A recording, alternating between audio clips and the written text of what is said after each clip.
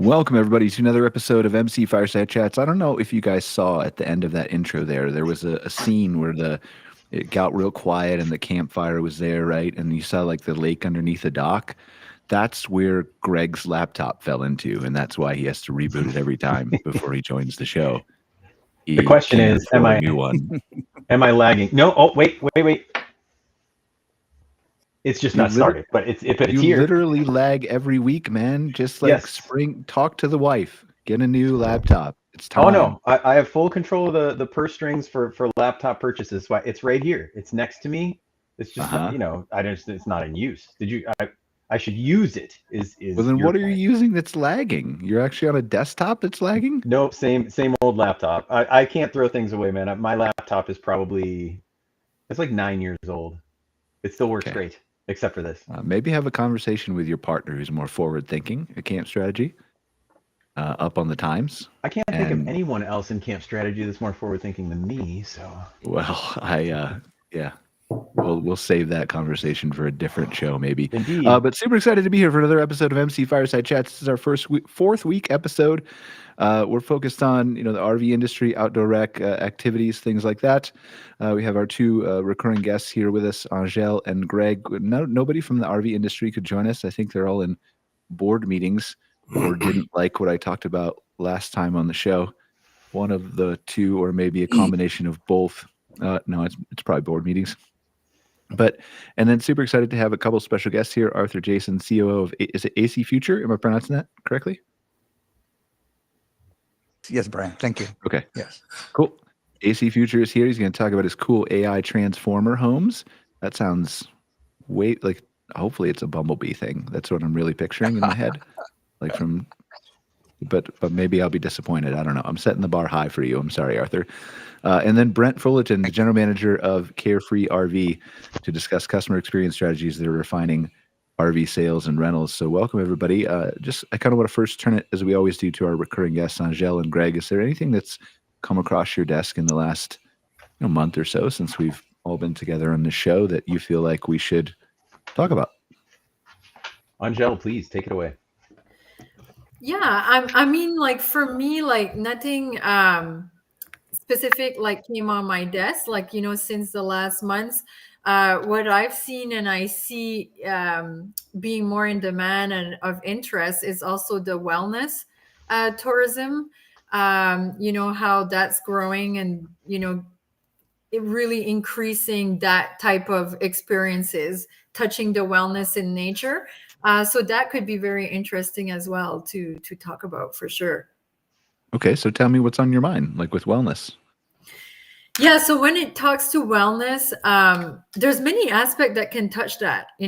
For when I think about it, personally, it could just be people coming and spending more time in nature, either that's just taking nature walks or hiking, but it also could be taking it to a whole other level when it comes to meditating or yoga experiences in nature, that type of wellness.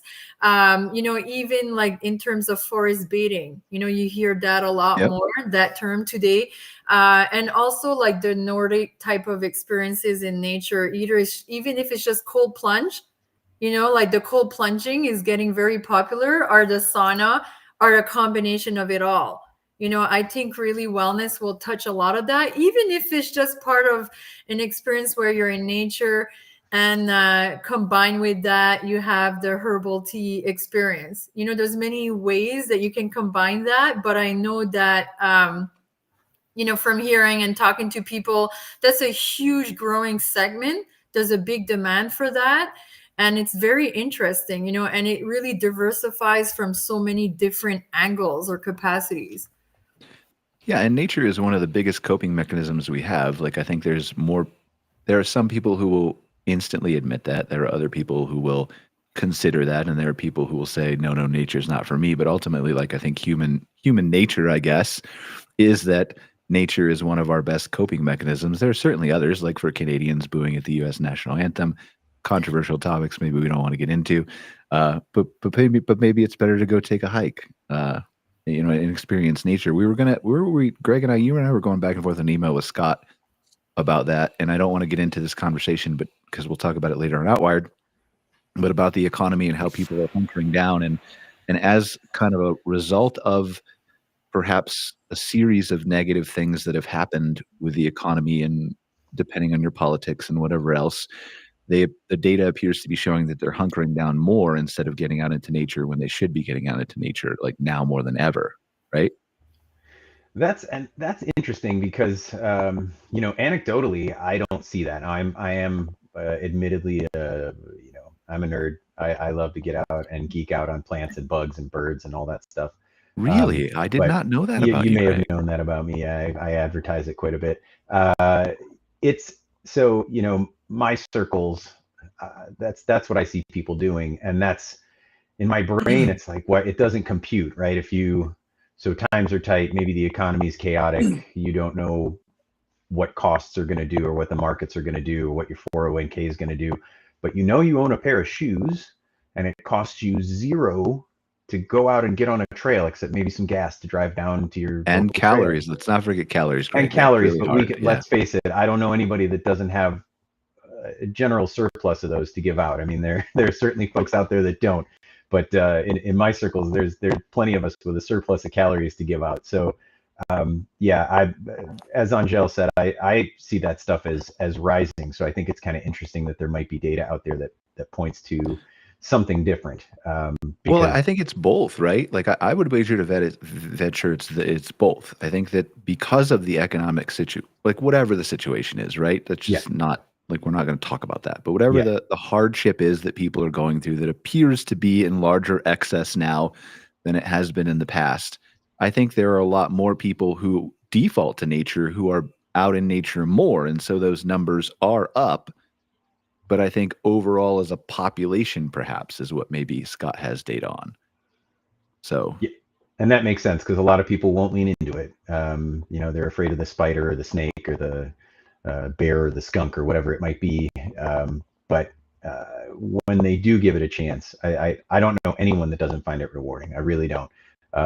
Even, I tweaked my park to lean towards conservation and as you know, and had a lot of my activities that way. And I found it interesting because the people that would jump on their picnic table and scream when they saw a dime-sized spider were the ones that were right next to me when we were in the field, looking at them in my hand. It was in my hand, not their hand, right? I gave them a safe way to explore it at a distance and learn about it. And education is the key to all of that. You go out a few times, you learn that nothing's going to eat you or bite you, at least nothing severe. I mean, some mosquitoes are going to bite you, maybe a fly or a tick every once in a while, but you're going to be fine. You go home, you brush it off, and you go right back out. And like you said, it is a coping mechanism. It is therapy. Hopefully more and more people are getting out.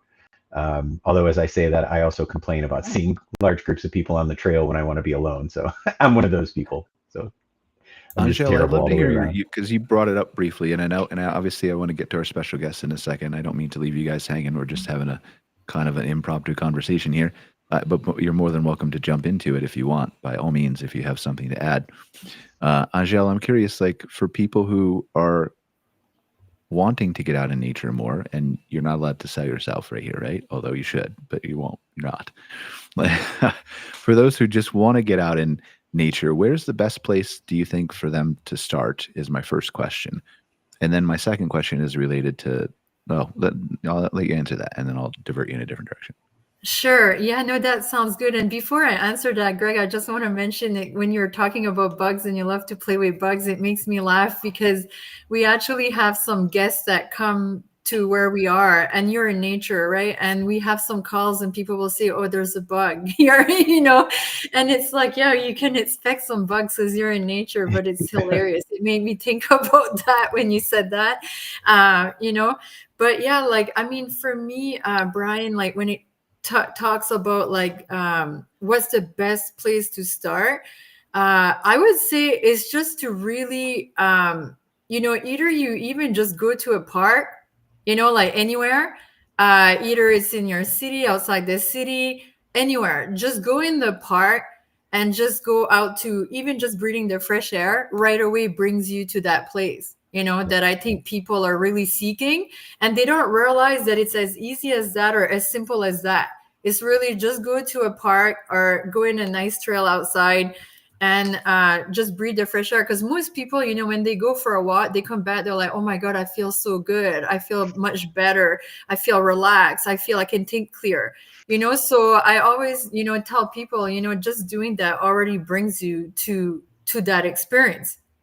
So that's kind of what I would have to say is really just go there, and either it's for a walk or just even stand there and observe nature, look at the trees, hear the birds, in that peaceful setting as well, can make a huge difference. Yeah, I mean, try it, and if it doesn't work for you the first time, try it again. I mean, there's always a small chance that a wild turkey will chase you, and it'll be a horrible experience. But if that happens, give it a second shot. I feel like it's probably not going to happen too many times in a row. So, Angel, my other question to you is just briefly economic, because this came up in some of the Facebook groups that I was having conversations with, mostly here. I think there's like 4,000 members. There are some Canadians in there. I feel like it's mostly Americans. But there were a lot of people talking about the decline in people coming across the border from Canada to the United States to make advanced reservations for the 2025 camping season. And there's obviously speculation in my mind. There are two things causing that: the weak Canadian dollar, and obviously what Mr. Trump is doing to Canada, whether you agree with it or not. I disagree with it, but to each their own, whatever you want to do. But I'm curious, your specific question, Angel, is, have you seen an uptick in locals making reservations as a result of that? Yeah, I have, for sure. We have received like a lot of local, not to say that we've received also cancellations, let's say from Americans, but I would say currently off season, like, in this type of season that we're in right now, we get a lot more local market or Canadians, but we've definitely seen the increase. We're very busy in an off season time right now. So I think a lot of people, we've had some guests that specifically mentioned that they had canceled their bookings, to go to, let's say, America to stay more local. So we've seen some impact for sure ourselves in some capacities. There's no doubt. Yeah. Good. I'm glad it's upticked for you. I mean, I don't want to get into this conversation. I want to get to Arthur and Bren in 2 seconds here, but I feel like I need to say, even though this is not the Outwired show where we're blunt, like, you're going into an economy where it's not going to be as easy to attract people. You need to pay attention to all the people you can. So I feel like it's self-defeating if you're going to get into a group and laugh at the fact that Canadians aren't coming and dismiss the fact that Canadians don't spend money in your economy. I'm an American. I moved up here. I'm not a Canadian, but like, it's basic economics. Why would you not want more people in your park? So just to put that out into the world and have like 2 or 3 people turn off the show. Sorry, Arthur and Brent, for those 2-3 people who won't be watching you now. But let's dive in. Brent, I want to start with you, if you don't mind, just because we're talking about things like customer experiences, and that goes into obviously nature and all this stuff too. But specific to RV sales and rentals, we have seen anecdotal evidence, and obviously you probably know this better than me, so please correct me with data that you actually have. But I think we've discussed on our show Outwired and on the show before, like, attendance at RV shows in general appears to be up well, maybe not up, but like definitely not down from last year. Is that what you're hearing? Yes. Locally in Alberta, both, I mean, you're in Calgary, I'm in Edmonton. Both of our shows were, had a mild increase year over year with attendance. And we don't have all the sales numbers yet, but I mean, I think everybody's reporting a positive conversations. Well. Yeah, positive. Yeah. Which I think points to, I don't know if I want to say that it points to a strong industry, but I think it points to a not declining industry. Is that? I would agree and echo that. It certainly feels that way. I mean, obviously, we're very early. We're just, barely above zero, and there's 3 feet of snow on the ground here right now. So it's probably pretty early to make any wild predictions, but we're used to that. That's like spring for us, man. It is. We're tough up here in Canada. You see guys outside in shorts right now. Yeah, I should do. Yeah. So my question then is how do you take that? Like, they're obviously, whether we're flat or whatever, we're not experiencing the booming years that we did coming out of COVID or right after COVID. So just like we're going through campgrounds where we talked about you want all the Canadians coming down, you want all the people, you need to do your marketing differently. We've had these conversations in the past, right? Expand your reach to car camping, just welcome who you can within the constraints of your rules and still making sure that your park looks nice. The same thing goes to RVs in that, and I guess I should finish my thought, sorry, for campgrounds, like the way to do that in addition to your marketing is to provide an experience that no one else is offering. So when you look at the customer experience of someone purchasing an RV, no matter what size it is, whether it's a Class A or Class C, or something else, right? Van. How do you, as an industry, focus on, or as your dealer, right? Sorry, the RV industry is not my 100% strong suit like Campgrounds is, but you are Carefree RV is a dealership, right? Yeah. Correct. Yes. And so, how do you focus on kind of maximizing that customer experience at your dealership to, I guess maybe I want to say, convert higher?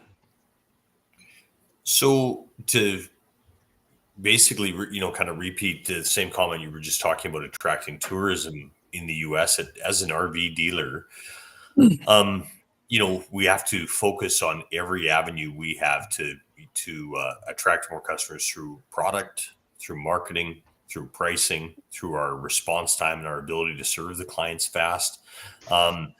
Generally speaking, not to sum it down to just a few words, but we really have to try harder in these times if we want to get the same result that we've traditionally gotten. And so what I guess is what I'm trying to ask is, what does try harder mean for a typical RV dealer? So RV dealers right now, I think one of our biggest pain points, of course, is the ability to service customers' RVs and turn around RVs during season. With the seasonality and the climate that we operate in here, most of our clientele won't pull their units out of storage until April or May, but they want to use them instantaneous. And so we have businesses that have enough staff to operate when we're at about 60 or 70% of our peak, because we ebb and flow so much throughout the season. Not having enough staff to be able to support the client demand during the busy season, we have to find ways to, have our techs work longer, have our techs work faster, get parts quicker, find ways to remedy, immediate problems so consumers can use their product. Essentially try to look for solutions so that consumers can use their RV as much as possible, and that any downtime is kind of mitigated, and we schedule any big repairs for fall is the essential, I guess, the thing that I feel everyone is chasing in our industry right now, with a major labor shortage and just a general soft economy that doesn't allow dealers to be at probably full strength and full staff of what they would have been during a booming economy. Is it fair to say that, and there are many things you can control as a business owner, a person who runs a dealership or any business, but is it fair to say that two of the major things that you can control from a customer experience standpoint are not the rigs themselves, because obviously you don't make them and you don't decide the unique obviously you decide what inventory to carry, right? But you can't really control the customer experience of those rigs themselves. So is it fair to say that the two things you can primarily control are the customer experience at your dealership from a potential purchaser perspective, and the customer experience at the service department? Correct. That's yep. Okay. So and maybe you've never thought about this, maybe you have, I'm sure you've thought about it, but how do you improve as a dealership the customer service experience at your dealership to help you stand apart from other dealerships? From just broad advice, not what you can share that, right? No, but I'm not asking for your secrets. Generally speaking, the RV industry, probably in general, or certainly my view of it, and I'm only 5 years into the industry, but my view is that the RV industry has traditionally been very laid back and not ultra professional, and one of the things that we've really focused on was ensuring that we try to duplicate the same experience every time for the consumers. We try to ensure that all the staff are trained. We try to ensure that our response times and anything we can do to speed up an interaction with a customer, whether it's get back to them quicker online, or if it's a online inquiry, try to respond in under 2 minutes. If the customer's in the showroom, that a customer's never, they're never waiting, whether that's to take a tour of a unit, whether it's waiting to speak to someone at the service counter, whatever that would be, but trying to remove kind of the friction. The friction, but more so just the laid back nature that the RV industry has traditionally had.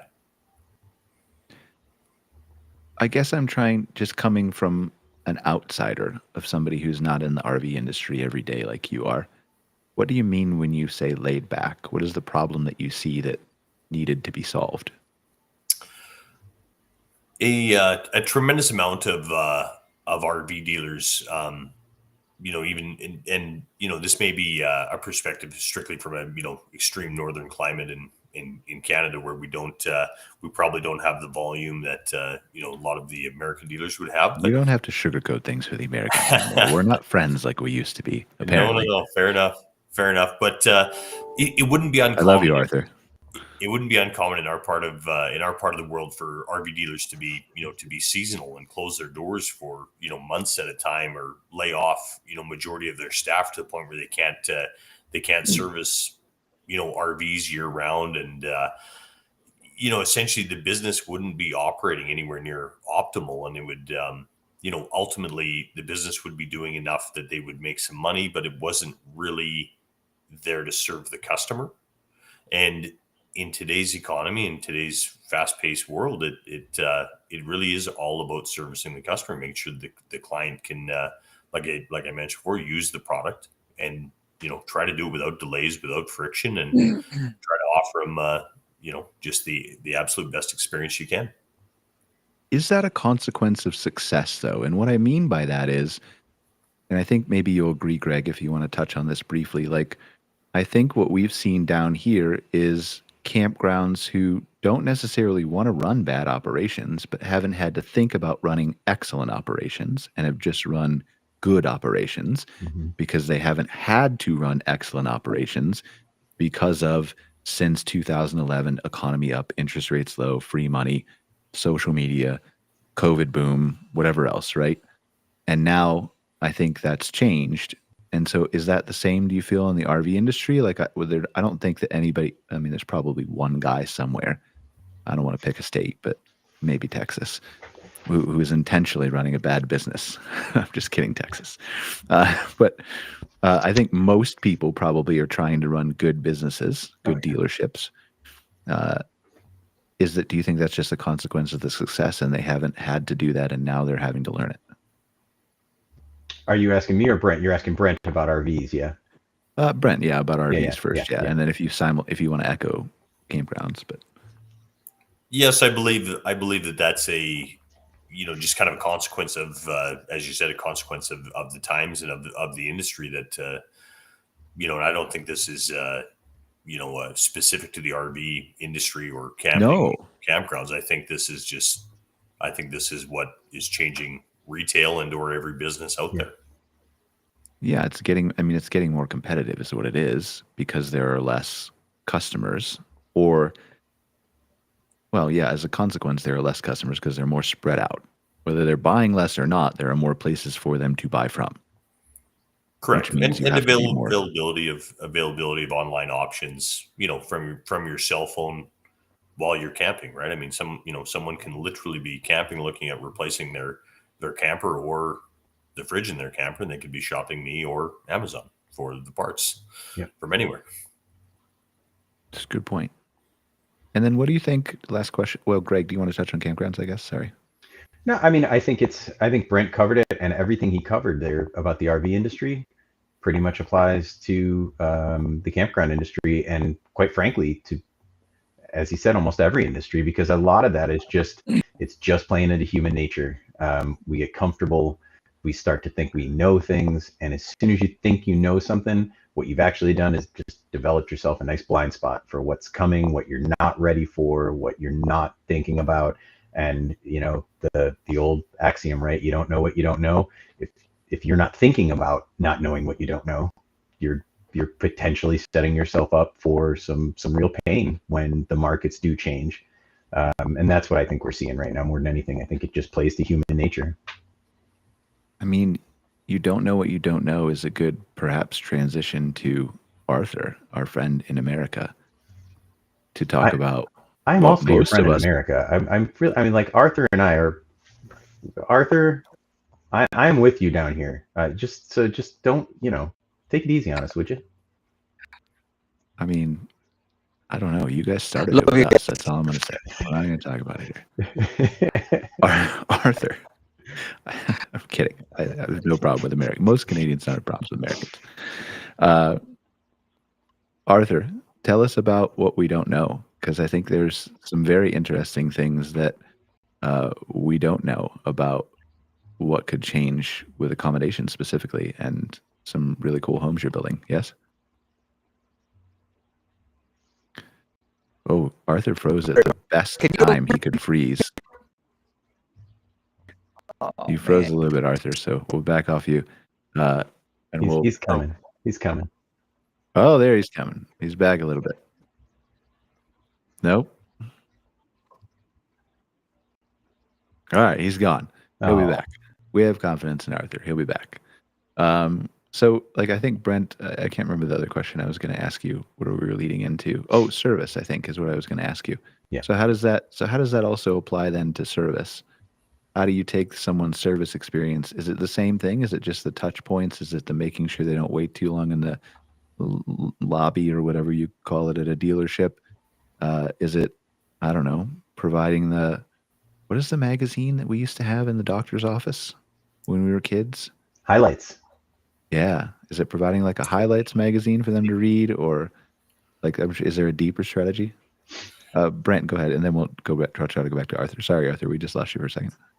I think on top of just professionalism and promptness in the store. I mean, it ultimately comes down to people's biggest concern now is their time, their downtime in recreational stuff. I mean, you do encounter people that are very money conscious at this in this type of economy, but more than anything else, it's really about their time and their downtime of their RV. And we probably spend a lot of time solving problems for consumers that will be a quicker solution than what would have been the traditional path to go through to get part from a manufacturer or something to that effect. Even to the point of ordering parts from Amazon on a retail side, because the timeline from a manufacturer might be so extreme.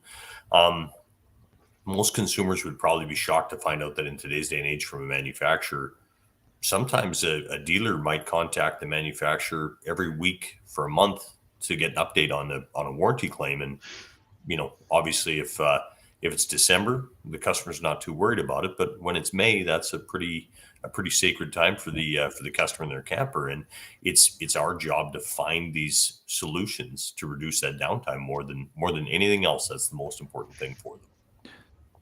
And we've talked about this on the show before. There's obviously the easiest way, other than you have very little control over the manufacturers and their response time, but the easiest way to improve that service is to hire really good techs, right?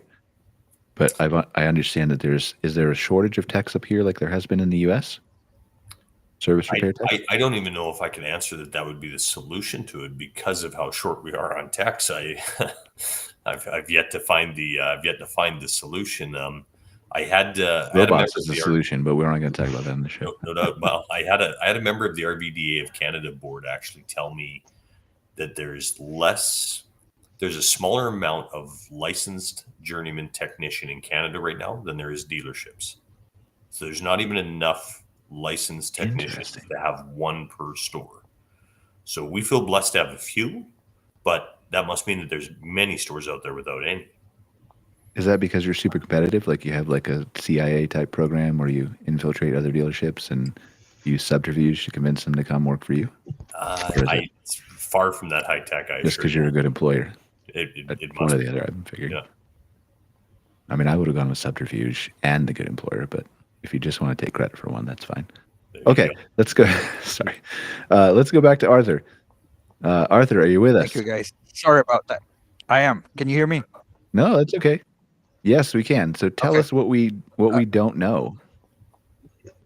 Listen, what we didn't know actually was that there was a housing crisis in Canada, for example. There were multiple people who were challenged by politics, right? That there were needs that were being met in terms of providing increasingly comfortable living spaces. And in general, we may not know that we keep on developing technology we have used and continue to use and integrate for many other applications. And when it comes to our homes, we continue to did, hundreds of years ago. So, not a house. We make a big distinction between a house and a home, right? But providing home spaces that meet the high quality, high living space that people can afford, and it can be in New York City, it can be in Silicon Valley. We are coming to you from Silicon Valley right now. We're showing to investors and it is a home that actually transformed feet to 400 square feet with amazing luxury, and that's the first piece in providing solutions.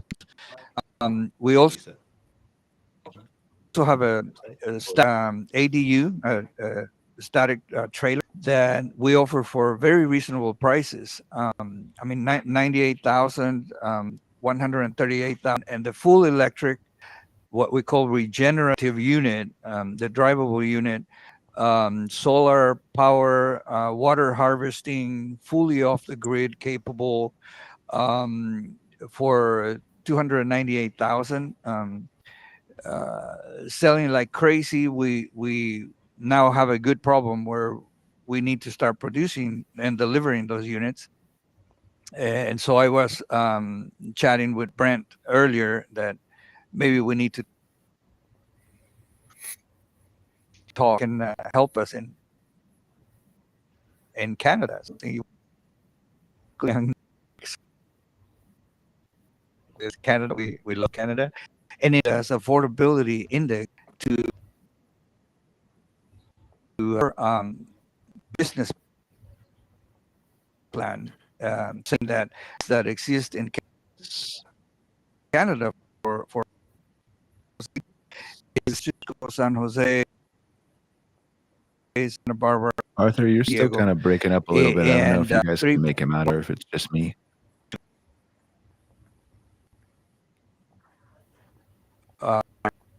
place with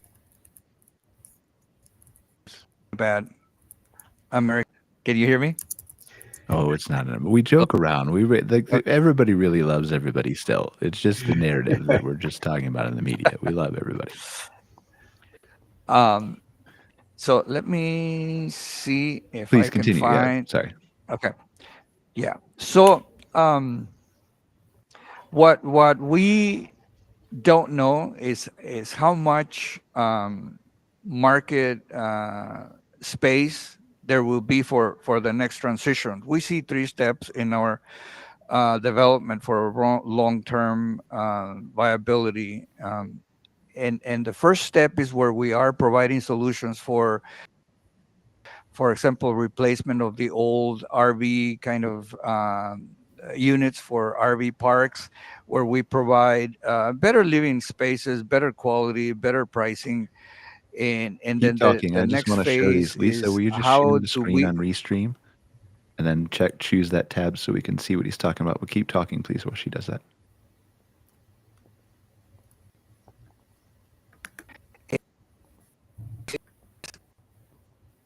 There we go. Now we can kind of see what these things look like, right? But go ahead, please continue.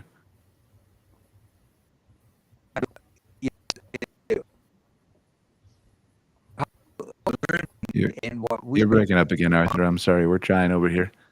If maybe you can move to a different spot, or I don't know. But we are looking at your AC Futures AI Transformer homes here. You guys can see that on your screen, right, Greg? Yeah. Yep. And everybody. These things look, I mean, again, they look really, really cool.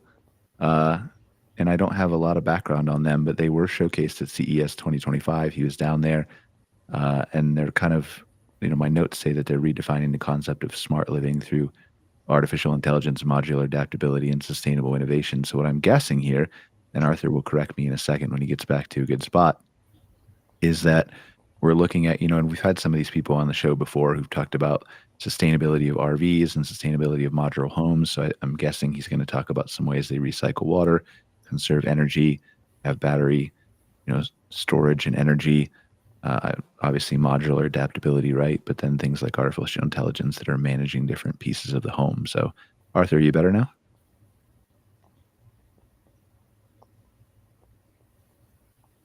Now I can't hear you at all.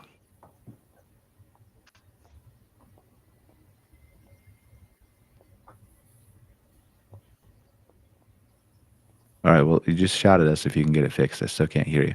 But these are just really innovating to me. Like if I look at all the different people, like if you look, Greg, at all the different people who came up from the RV industry alone throughout, I think as a consequence of COVID, we've had so many people on the show from these smaller RV manufacturers who are creating, the vans and the custom designs and the places that aren't in Elkhart where the traditional RVs are being built. And the innovation that came out of COVID, I think, is one of the things that we've seen that's been, very few good things came as a result of COVID, but I think that was one of them, right? And so I think this is, still can't hear you, Arthur, but this is something, just maybe refresh and try to come back in. Might just be muted. Is he muted? I don't know. He might be. He's very clear and very clean now. It's coming through really clean. I'm surprised we can't hear him. Yeah. I don't know. I would just check your mute on your side. But now. There we go. Now I can hear you. Okay. All right. Thank you. Okay. Go ahead. Great. Tell us about these amazing, cool looking things, man, because they look cool and I'm just doing a terrible job selling for you. You're doing a fantastic job. Thank you for covering. What you can see on the right side is what we call the ADU. And that's the base solution for people that have a problem with affordability of housing. All if 3 you want units Lisa to actually. Click anywhere, you just say, like, Lisa can click on your website and do whatever you want. So, if you wanted to take you inside a unit or whatever else, like. Yeah, we can. If that's a possibility, yes. Just tell her where to click. That's all she needs. Just needs to know where to click. She can hear you. That's the first one. Yes. Let's go to the first one. Yeah. Yeah.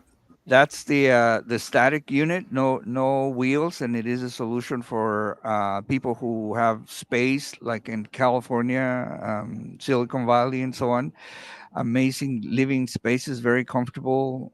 We talked to many people, and they wanted to break away from the bad connotation that a trailer park has, or an RV park do it. perceived. Right. And so we want to offer this actually to outdoor parks and glamping operations and the city. So this one is the base price unit at 98,000. Again, 400 square feet. Electric, totally off the grid indefinitely. All the appliances are apartment type appliances. And how is it off the grid? I'm curious. I just like for indefinitely. How is it off the grid? It has a battery that manages the baseline operation of the interior of the home, and the energy is generated by way of solar panels that generate 25 to 30 kilowatt hours of energy. And it has a water harvesting system that harvests water from air. Depending on humidity, 10 to 15 gallons per day.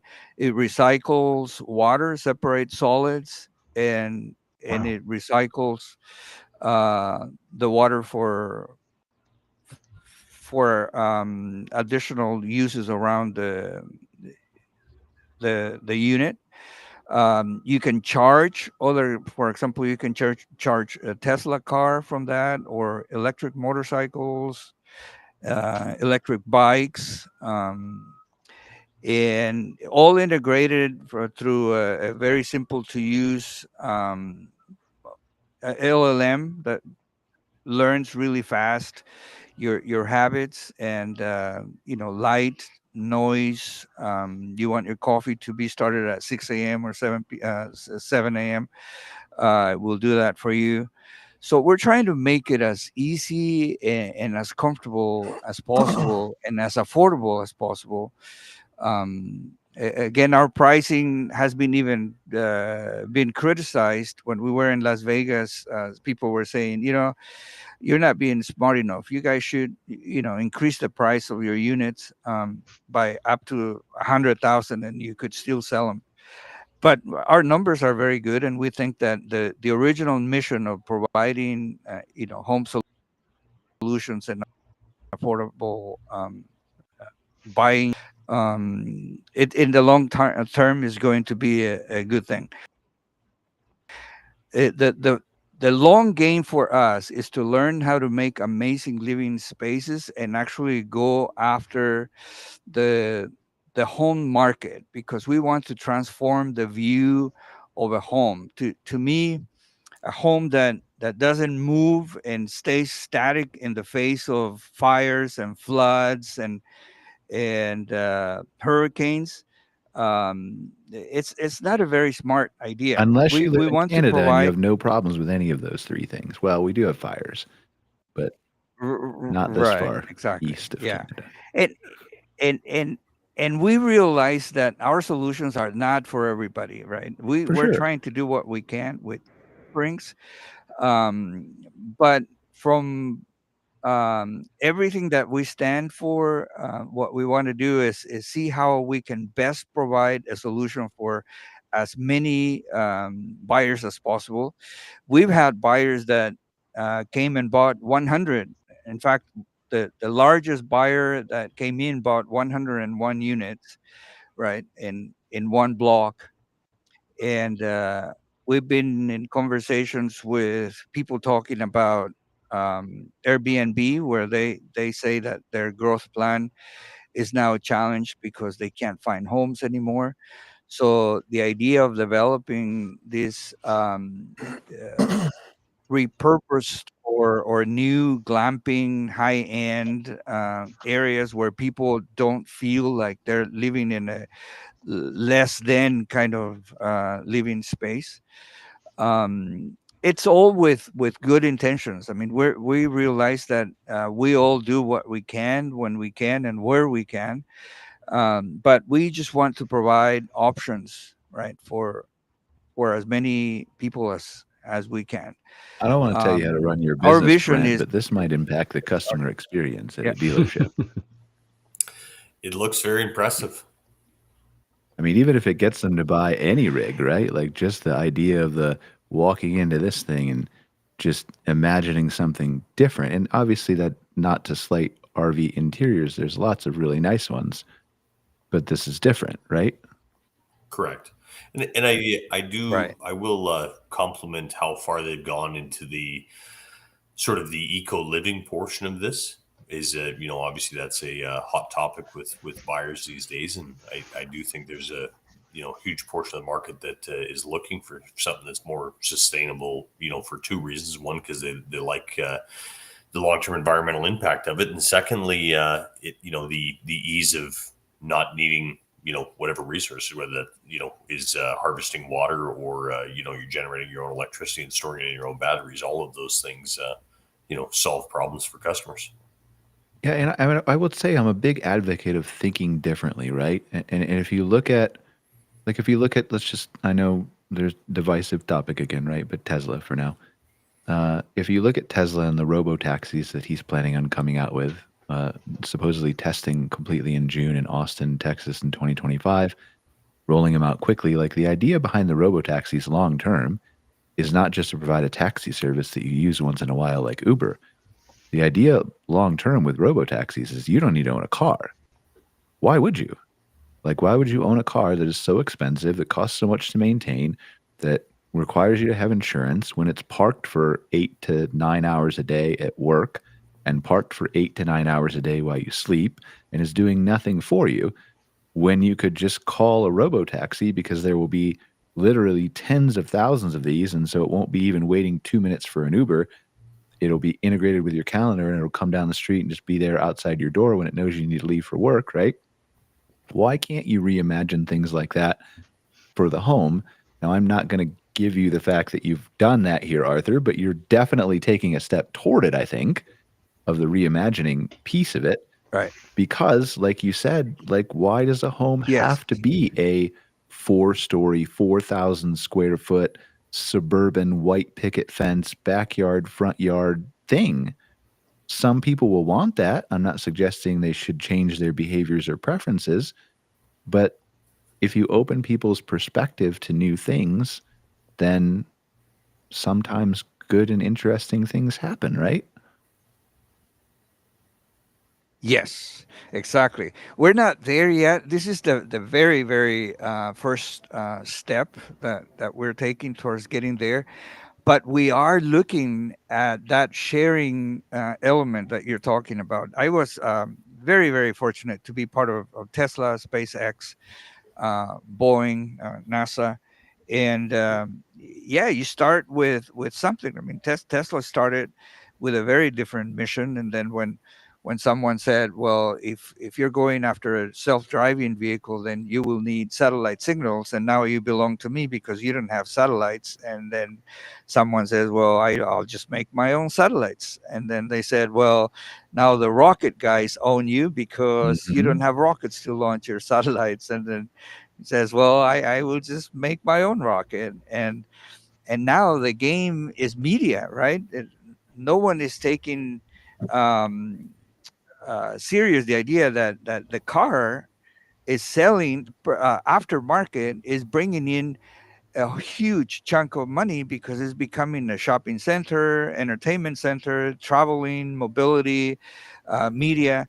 And so you know you're paying 30 bucks a month or so for bundling those services, and now it becomes a revenue generating center, right? I mean, I feel like I have a little bit of liberty, Greg, to talk about AI on this show, just because this is an AI transformer homes guy, right? Uh, but like, if you extrapolate out where this is going, or where I think this is going, right? In, when we get through whatever rough patch we're going through, if we get into an era where work is optional for a big significant portion of the population, not where everybody gets laid off and they want more. I'm talking about where work is truly optional, which I think is maybe 15, 20 years away, maybe sooner, where we don't have to work to make a living. Then that changes the game. Like, that completely reinvents not only robo-taxis, but like, what do you do with your time? Now you don't have to be in a specific home, in a specific location, to be near a commute for work, to go to the same office Monday to Friday. That gives you a whole new level of freedom. And so maybe that leads to RVing, maybe that leads to these modular homes, maybe it leads to, I don't know, more glamping and traveling, obviously. Like, so it's just really interesting to kind of think briefly about where this rapidly changing world could take us and some of the things we're going to need to invent and consider that are going to serve us in that world.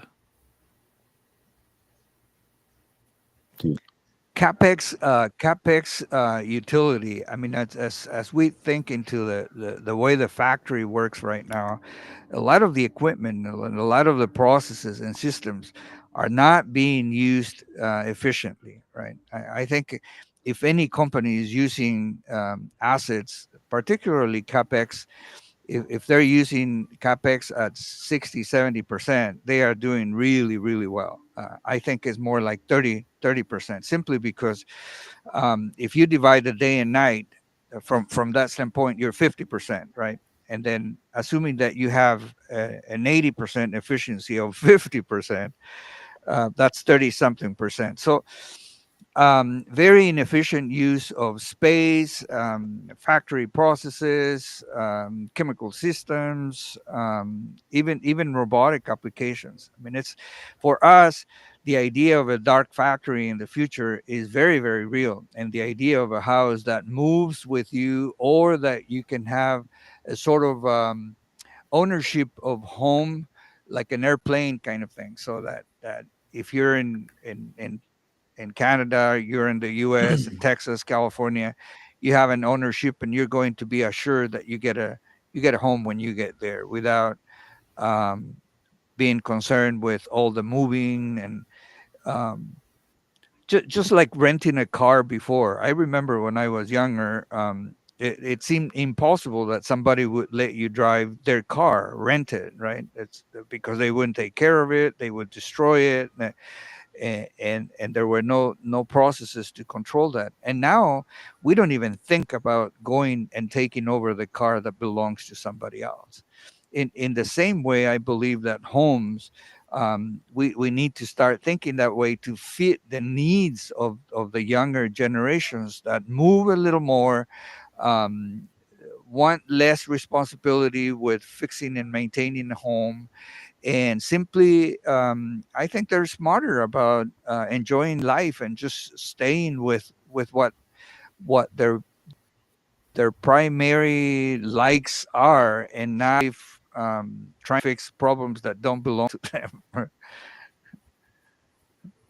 Well, and it's not everybody, right? Like, and that's okay. We're not trying to Hello. pitch this to everybody. We're Yeah. saying that there Right. is, just like there's car campers, just like there are people who continue to want to RV, just like there are people who stay in luxury hotels versus cheap hotels. There are people who want to buy these modular homes. Right.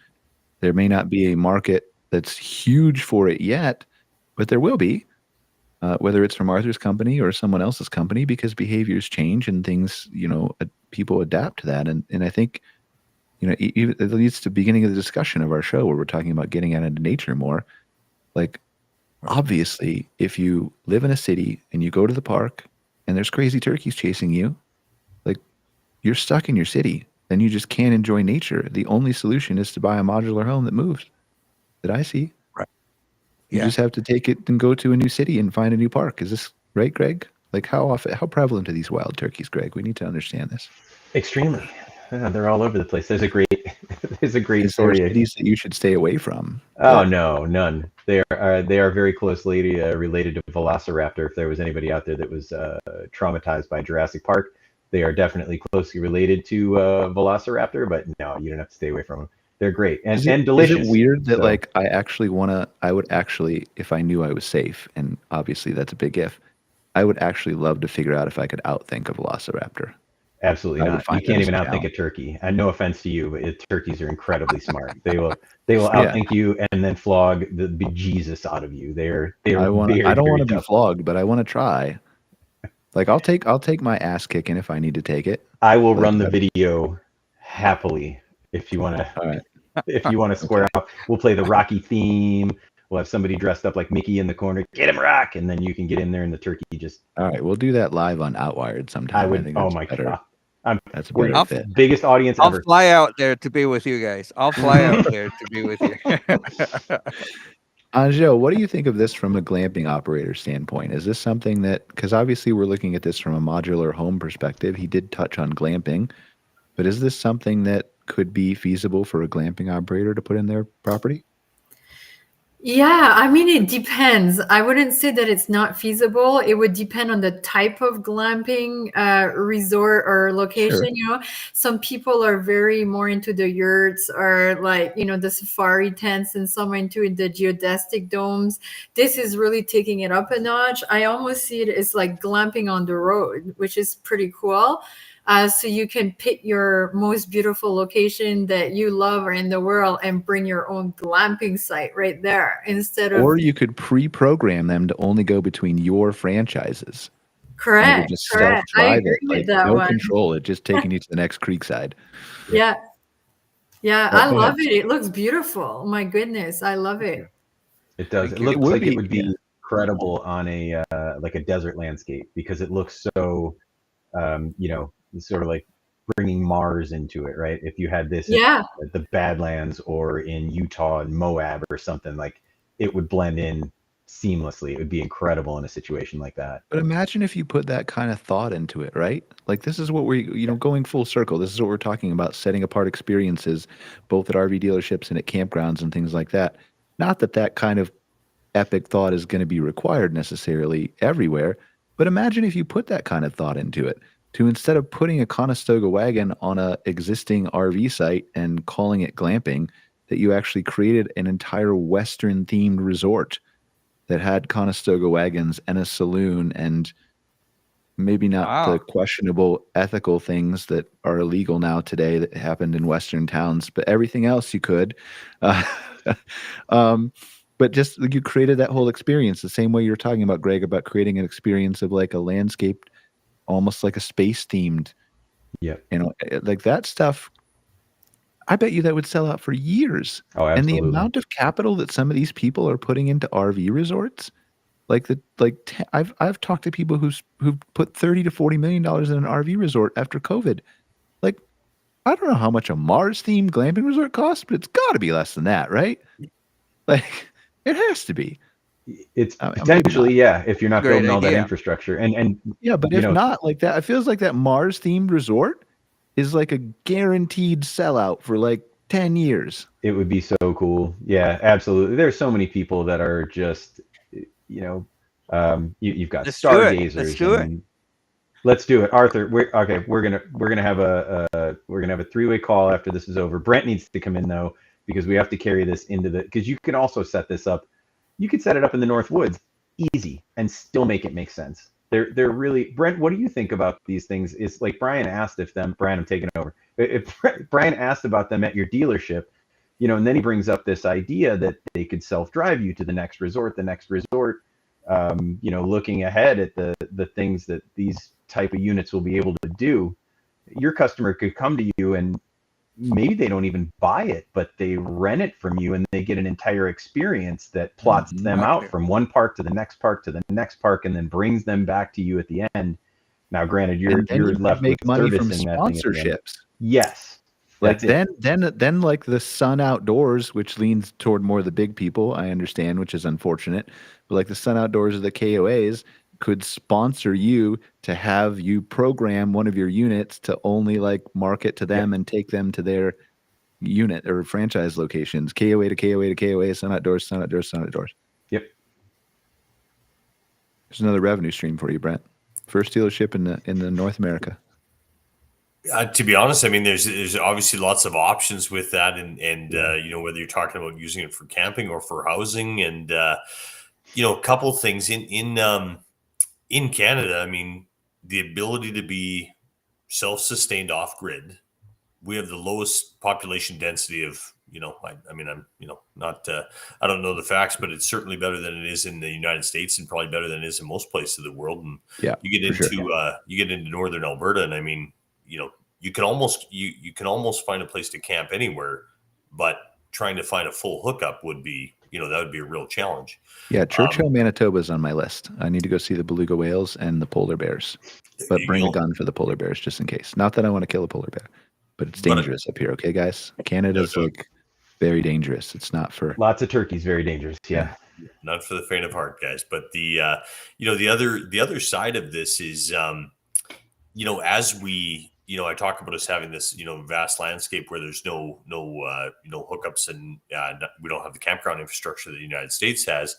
The other side of that is where the where the population does, you know, congregate in all of our metro centers.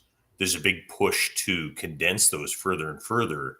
Yeah. And it's becoming necessary that homeowners and consumers, the empty nester doesn't have a 1,500 square foot bungalow to themselves anymore.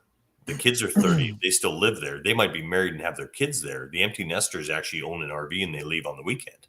Or, maybe they own an AI unit that's already headed wherever it is, or this is or you can just program your own AI like little pod from Arthur to take your annoying kids wherever you want them to go, and they can't change the destination because they're 30 and they need to get out of your house. You take them to Churchill, feed them to the polar bears. It comes back empty. I know that went a little dark. I'm sorry, but I was that was a little some people would go that route. Not family PC fireside chats. When I was 15, my mother would have been like, how fast can I get him to the polar bears? How quickly can I get rid of this? So anyway, sorry. I mean, your mother had a great sense of sarcasm, or I feel sorry she was for just you. ahead of her time. Just ahead of her time. Okay, just ahead of her time. All right. Please, sorry, Brent, continue. No, I just I think that there's a to Arthur's point about the sort of evolving landscape of how people are going to live. I don't know how any of this goes, but I you can certainly see that it's going to change, and I think that there's there's a number of customers that we currently have that, as I mentioned, where the empty nester is out using their RV on the weekend because they already have a house full. We sell a tremendous amount of RVs to people where the RV is an extension of their living space and they're putting a destination style trailer on their acreage or property, and the kids or grandma or somebody's living in that unit. And then, the permanent RV resort for us is a huge, kind of a huge growing segment in our part of the world. And then, kind of the next evolution of that is these subscription based, RV campgrounds where the units move in and out of the camping stall, but not necessarily out of the property. And all of these things, would work well with this type of product. Yeah. It will be interesting to me, and I'll just go ahead, please. Yeah, go ahead. Oh, I was going to say that we just had a conversation with a company called Rent, saying exactly that, Brent. That there is an opportunity where older couple, children coming back from college, for example, and they want to provide a place with privacy, right, for them to live, and they have space in the back. Here in Menlo Park, they're saying this is amazing piece of property, and of that size, a house of that size would be about, I don't know, $4 million, right?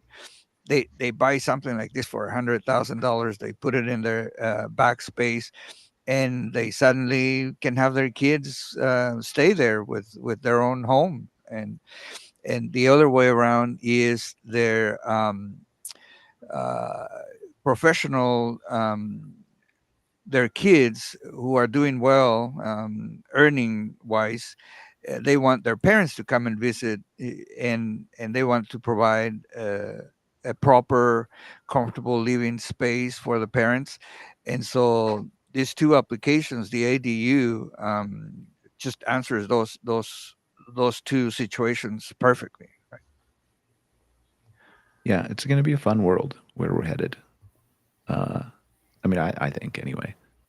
I think there's some bumpy patches to get there, but I think that the amount of change that we're about to go through, there's going to be some really cool things that I think a lot of people are actually really going to like out of it. And some of it is going to come from new inventions that we never would have considered before. We never would have thought. We never can. Like, I mean, they've predicted 40 billion humanoid robots by 2040. Like, fast. Believe it. Yep. So then here's the question is like, do those robots camp, and how do they get to their jobs? Maybe they need RVs. Psychologists. Why can't they? Right. Like, I can imagine the whole audience laughing at me like, there's no way they're not human, right? You wait and see how human they look and feel and act, and then you tell me they're not human. It's going to be a really interesting world, but I think there's going to be a huge market for that people also aren't thinking about, right? That they can sell transportation to, that they can sell, robots are going to need to get to and from places. They're going to need to go to and from places. They're going to need to whatever. And so it's going to be a fun world. Totally agree. All right. Any final thoughts? I know we're a couple minutes over. Angel? No, I think it's very interesting conversation. It'd be really interesting to see what happens with those robots, what you just said. But Well, here's yeah, something I know we're over, but here's something that'll blow your mind briefly about robot. I learned this week. Okay. I actually learned this yesterday. This is not what I'm going to talk about later, Greg. I told you we have an interesting new intro idea where we're going to talk about one thing we learned that was cool this week, but this is not what I'm going to talk about. But I've extrapolated this out. So they're anticipating the cost of a humanoid robot that can do everything in your house. Wash the dishes, clean the car, like everything in your house, like a personal household cleaner would, everything. In 2 to 3 years will be between $20,000 and $30,000. If you take that and extrapolate that out and lease that like you would a car, then assuming it's like as high as a 6% interest rate on your lease and all the other terms and conditions that go into your lease, like I had ChatGPT actually figure this out for me. It ends up being, I think the final number was 70 cents an hour to have in 3 years. You will be able to have a humanoid robot in less than 3 years for 70 cents an hour do everything around your house, including cook and clean. Like, this is not made up, but that's so there. Take that, Angel, and finish your thought. Wow, that's crazy. For 70 cents an hour, I definitely have my own robot cleaning and cooking and doing everything. Yeah, so no, it was very for me, I think it was a very interesting episode, and I learned so much. And also, Arthur, like, your new designs of what you're doing is kind of fascinating. Yeah, so for me, I don't have anything else to add. I think above everything at this All right. Well, I didn't freak you out too much with the tech talk and AI stuff. No, not at all. All right, Brent, any final thoughts? No, that was fascinating product from Arthur, guys, and I appreciate the opportunity to come on. Yeah, thanks for being. And where can they learn more about your dealership? carefreerv.ca. And Angel, I forgot to say, where can they learn more about Creekside too? Yeah, for sure. You can learn more about us at creeksidernr.com or on social media as well, Facebook and Instagram. Awesome. And Arthur, where can they learn more about AC Future? acfuture.com. You'll find us. Thank you very much, Brian. Thank you, Brent, Angel, Greg. Great conversation. Anything we can do to help, please let us know. I really mean it. We want to go to Canada, and we're talking to some people already, and I hope that happens fast. But if you're ever in California, you have a home here, come out and visit us. We'll be glad to receive you with open arms. Like I think Greg's still on the fence a little bit, and I'm going to let him speak for himself in a second, but I'm going to speak beforehand. I think what we need for Greg is, you say you're modular. We need like a transportable. So if Greg's not going to own a home and he's going to just go between homes, all of which might be yours, then we're going to need to have a modular kit that you can carry with him, like a suitcase that like he'll just pop open, a drone will come out, and it will install like a modular piece on whatever home he's visiting that will allow him to like trigger instant alerts for birds and make sure he doesn't miss anything, so he can pop out of the door and the AI will tell him like, go outside right now. Greg?